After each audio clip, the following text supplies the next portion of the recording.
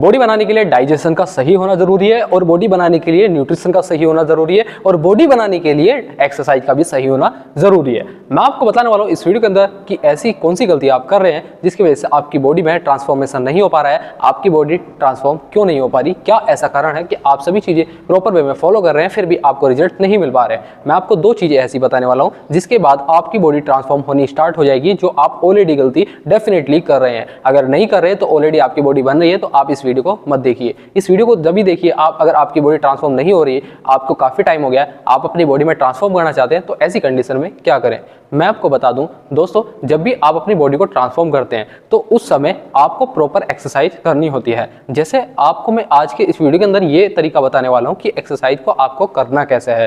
पहला चीज, आपको यही गलती को छोड़ना होगा जो आप एक्सरसाइज में गलती कर रहे हैं। देखिए, एक्सरसाइज में एक सबसे बड़ी आप गलती कर रहे हैं, एक तो रेस्ट ज्यादा ले रहे हैं, ठीक है। दूसरी गलती ये कर रहे हैं, आप या तो वेट बहुत ज्यादा कम लगा रहे हैं जो कि आपको ज्यादा लेना था, आप या तो रेपिटेशन कम कर रहे हैं, आप वेट ज्यादा बढ़ा रहे हैं। तो ये कुछ ऐसी गलतियां हैं जो आप रेगुलर जरूर कर रहे हैं। देखिए, वेट ट्रेनिंग जरूर करनी चाहिए, सभी को करनी चाहिए, आप भी रेगुलर कर रहे हैं, लेकिन आपको रिजल्ट नहीं आ पा रहे हैं। कुछ लोग ऐसे हैं जिन्हें रिजल्ट आ रहे हैं। सबसे पहले ये नोटिस कीजिए, जिम के अंदर या जो भी आपके सामने है या आपके सामने ऐसे बंदे हैं जो अच्छी बॉडी ट्रांसफॉर्म कर चुके हैं, एक्चुअल में वो किस तरह से एक्सरसाइज को परफॉर्म करते हैं उनको देखिए। जब भी मैं आपको बता दूं वो एक्सरसाइज को परफॉर्म करते हैं प्रॉपर वे में। मतलब सबसे पहली चीज तो ये है कि अपना पूरा का पूरा ओवरऑल फोकस अपने मसल पर रखते हैं, अपना माइंड का सारा फोकस अपनी मसल पर रखते हैं। वो कभी भी, जैसे म्यूजिक बजता है जिम के अंदर, तो उस समय वो म्यूजिक पे भी ध्यान नहीं देते। जिस समय एक्सरसाइज करते हैं उस समय फोकस अगर हम रखेंगे तो अच्छे रिजल्ट्स मिलेंगे। लेकिन आप क्या करते हैं, आप फोकस कम कर देते हैं और चीजों पर फोकस ज्यादा देते हैं।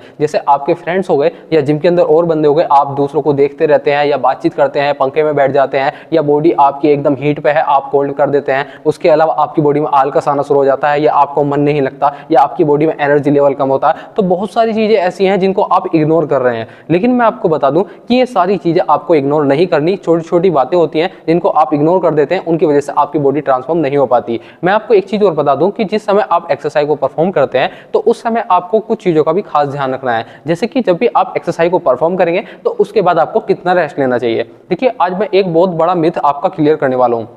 अभी क्या है ना, जैसे कि सपोज कीजिए आपने जो वेट सेट किया है वो वेट सेट किया है 100 kg, ठीक है। मतलब हैवी वेट आप लगा रहे हैं, कोई सी भी एक्सरसाइज है, XYZ एग्जांपल के तौर पे ले लेते हैं, और कोई हैवी एक्सरसाइज जैसे चेस्ट प्रेस है, आपने 100 kg की रेप्स लगाई, ठीक है। उसके बाद आपको जो प्रॉपर रेस्ट चाहिए कितना चाहिए सही बताना, क्योंकि उसको भी आपने फेलियर लगाया। ऐसा नहीं कि आपने 100 kg से 1 या 2 रैप लगाई है, आपने प्रॉपर 3 या 4 रैप लगाई है। अगर हैवी वर्कआउट कर रहे हैं, अगर हैवी वर्कआउट नहीं कर रहे तो भी नॉर्मली आपने मुश्किल से 50 किलो वजन लगाया होगा, 40 किलो लगाया होगा, 60 किलो लगाया होगा, और उसने आपने फेलियर तक रेपिटेशन लगाई है, अच्छे से आपने फील लिया है, माइंड मसल कनेक्शन ठीक है, तो उस कंडीशन में भी आपको कितना रेस्ट लेना चाहिए आप सबसे पहले कमेंट बॉक्स में बताइए, फिर मैं आपको बताता हूं।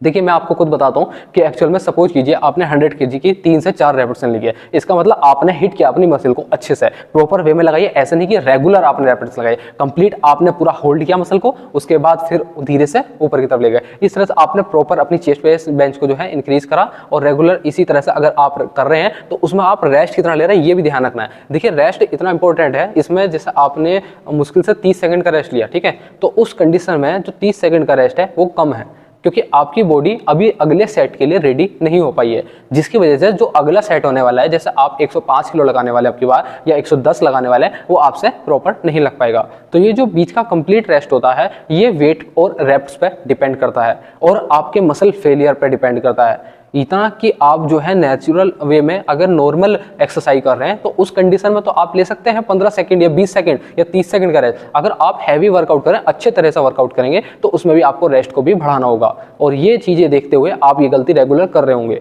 दूसरी गलती ये है कि जो आपकी डाइट है, डाइट में एक ऐसी अहम गलती कर रहे हैं आज के समय में सभी लोग, जो आप तो 100% कर रहे होंगे। देखिए, सबसे पहला पॉइंट तो ये है कि आप डाइट लेने के बाद उसे मतलब डाइजेस्ट नहीं करते। अगर आपकी बॉडी में डाइजेस्ट नहीं होगा खाना तो आपको रिजल्ट्स कैसे मिल पाएंगे? तो वो खाना तो बेकार ही चले जाएगा, बल्कि कब्ज और हो जाएगा, आपके पेट में दर्द रहना शुरू होगा, बल्कि आपका पेट खराब होने की वजह से आपकी बॉडी बनने की जगह घटनी स्टार्ट हो जाएगी, क्योंकि जब डाइजेशन ही सही नहीं होगा तो आपको रिजल्ट्स ही नहीं मिलेंगे।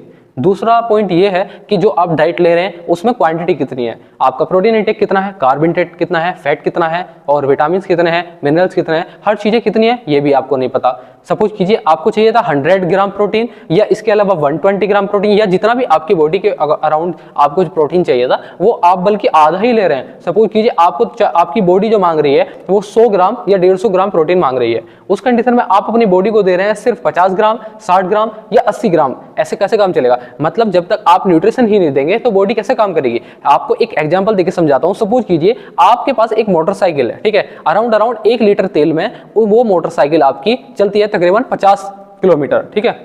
अब आपने क्या करा, अगले दिन उसमें डाला आधा लीटर तेल, ठीक है, तो उस कंडीशन में कितनी चलेगी? डेफिनेटली 25 किलोमीटर चलेगी। लेकिन मैं आपको बता दूं ये चीजें आप नहीं समझ पा रहे हैं क्योंकि आपकी बॉडी भी एक इंजन की तरह काम करती है, आपकी बॉडी भी रिक्वायरमेंट करती है, खाने को रिक्वायर करती है, लेकिन आप जो है रिक्वायरमेंट पूरी नहीं करते हैं बॉडी की, तो इस कंडीशन में आपको रिजल्ट्स नहीं मिल पाते। आप नॉर्मल डेली लाइफ में 3 टाइम का खाना खा रहे थे और आप अब भी यही सोच रहे हैं कि हम एक्सरसाइज भी करें और 3 टाइम का खाना खाकर बॉडी बना ले।